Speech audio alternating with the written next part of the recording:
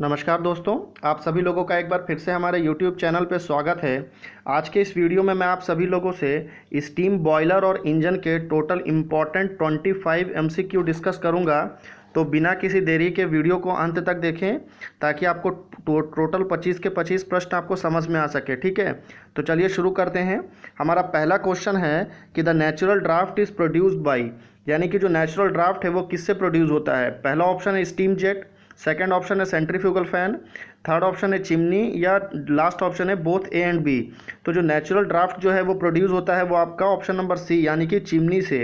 अगर यहाँ पर हम बात करें सेंट्रीफ्यूगल फैन से की, तो सेंट्रीफ्यूगल फैन से हमें फोर्स्ड ड्राफ्ट प्राप्त होता है। ठीक है, आमतौर पर लोग गलती कर देते हैं, बोथ ए एंड बी मार देते हैं, तो आपको ये गलती नहीं करना है क्योंकि नेचुरल ड्राफ्ट हमेशा चिमनी से प्रोड्यूस होता है। ठीक है, नेक्स्ट क्वेश्चन में चलते हैं। क्वेश्चन नंबर 2 है कि फायर ट्यूब बॉयलर्स आर, किस तरह का फायर्ड होता है। इंटरनली फायर, एक्सटर्नली फायर्ड, या internally as well as externally fired, या नन ऑफ दिस। तो फायर ट्यूब बॉयलर जो है वो हमेशा ही इंटरनली फायर होता है क्योंकि फायर ट्यूब बॉयलर है, बॉयलर के शेल के अंदर में ही हम फायर करते हैं। और एक्सटर्नल ट्यूब जो बॉयलर होता है यानी कि जिसे हम वाटर ट्यूब बॉयलर बोलते हैं, उसमें फायर जो है कहीं और पे किया जाता है, उसके फर्नेस कहीं और दूसरे लोकेशन पे रहता है, वहाँ से फिर हीट को हम बॉयलर के अंदर लेकर के आते हैं पाइप्स के थ्रू। ठीक है, आई होप कि आपको ये क्वेश्चन समझ में आ गया होगा। नेक्स्ट क्वेश्चन में चलते हैं। क्वेश्चन नंबर 3 है कि safety valve usually employed with stationary boiler. First option है lever safety valve, second option है dead weight safety valve, third option है high steam and low water safety valve, या D है ऑल ऑफ दिस। तो safety valve usually employed with stationary boiler जो है वो option number D होगा, all of this. ठीक है, क्वेश्चन नंबर 4 पे चलते हैं। The function of a cross head is to guide motion of the fill in the blanks है and to prevent it from bending. यानी कि क्रॉस हेड का फंक्शन क्या होता है, ये आपका स्टीम इंजन का क्वेश्चन है। तो क्रॉस हेड जो है वो ऑप्शन क्या क्या है हमारे पास, piston rod, connecting rod, eccentric rod, या वॉल रॉड। तो function of cross head is to guide motion of the piston rod, okay, and prevent it from bending. Next question में चलते हैं कि air pre heater is installed before economiser, before superheater, या between economiser and chimney, या none of this. तो air pre heater जो है वो इंस्टॉल होता है आपका बिटवीन इकोनोमाइजर एंड चिमनी के बीच में एयर प्रीहीटर को इंस्टॉल किया जाता है। नेक्स्ट क्वेश्चन में चलते हैं। क्वेश्चन नंबर 6 है कि the length of shell of locomotive boiler.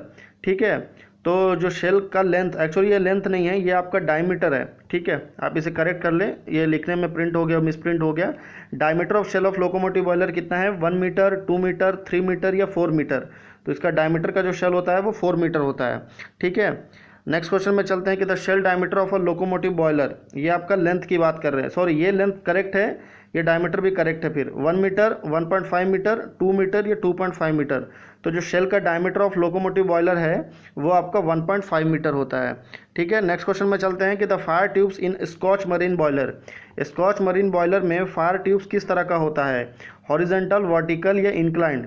अगर आपको इंक्लाइन ट्यूब की बात करें तो इंक्लाइन जो है वो इस तरह का ट्यूब्स होता है, इसमें से वाटर या स्टीम या आपका हीट जो है फ्लो होता है।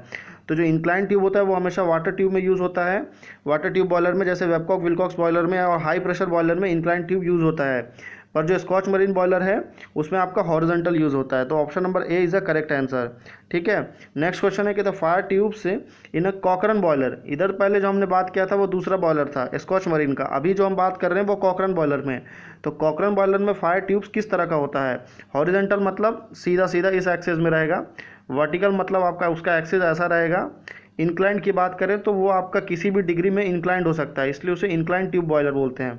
तो fire tubes in Cochran boiler में हॉरिजॉन्टल, वर्टिकल, या इंक्लाइंड 3 ऑप्शन है हमारे पास।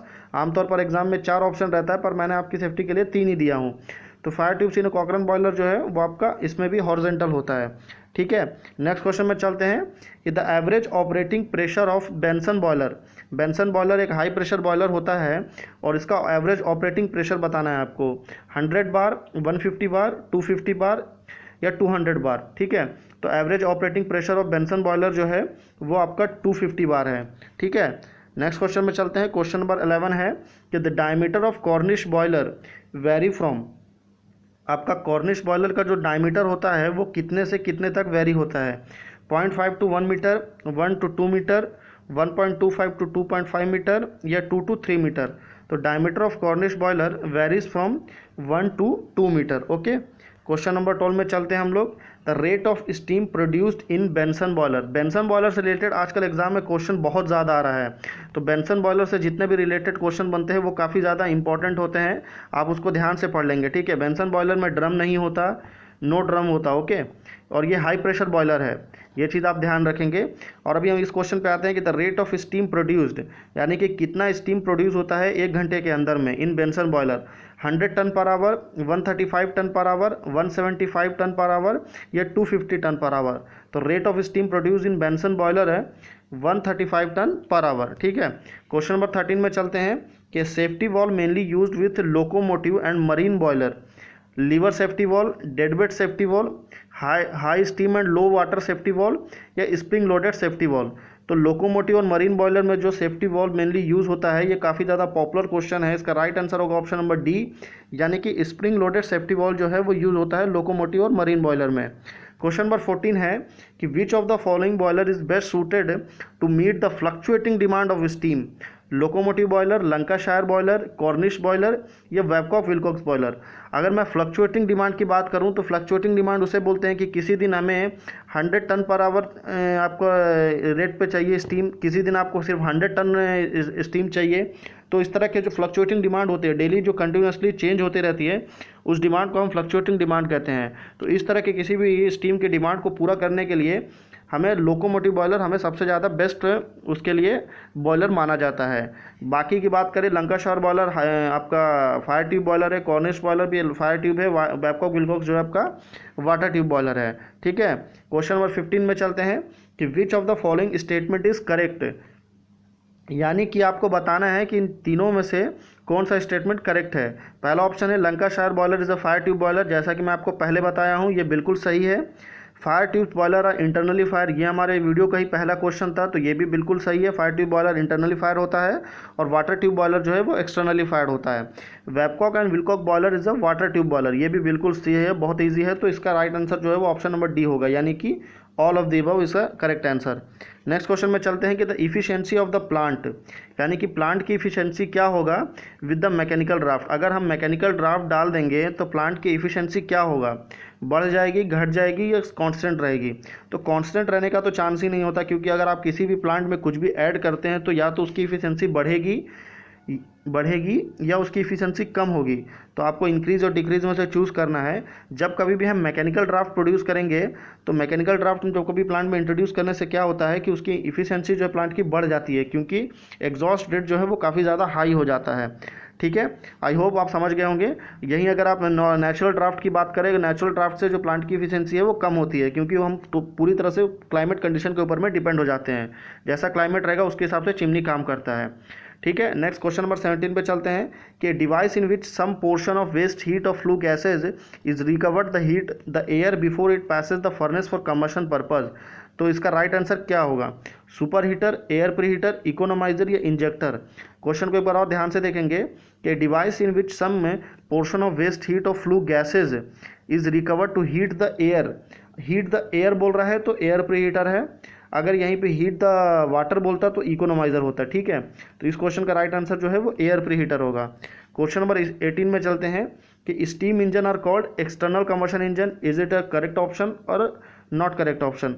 तो steam engine are called external combustion engine बिल्कुल सही है, क्योंकि बॉयलर जो है सारे एक्सटर्नल कंबशन इंजन में आते हैं।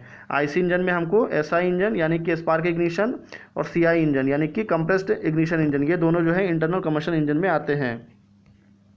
क्वेश्चन नंबर 19 में चलते हैं कि the velocity of flue gases through the chimney under the static draft metre is given by v is equal to 2g h बार 2g बटे h बार बटे 2g या 2g h। तो इसका राइट आंसर जो है ये v is equal to 2g h। ये दोनों ऑप्शन एक बार में आ गया है, मुझे लगता है ये थोड़ा मिसप्रिंट है, तो आप ए और डी दोनों करेक्ट मान सकते हैं। इसका राइट आंसर जो है मैं आपको लिख के बता देता हूँ, v is equal to 2g और उसके बाद में h, ठीक है। ये इसका राइट आंसर है, ठीक है। क्वेश्चन नंबर 20 में चलते हैं, ये काफ़ी ज़्यादा कंफ्यूजिंग क्वेश्चन है। Cut off ratio is the ratio of swept volume to volume at cut off, volume at cut off to clearance volume, volume at cut off to swept volume या clearance volume to the volume at cut of.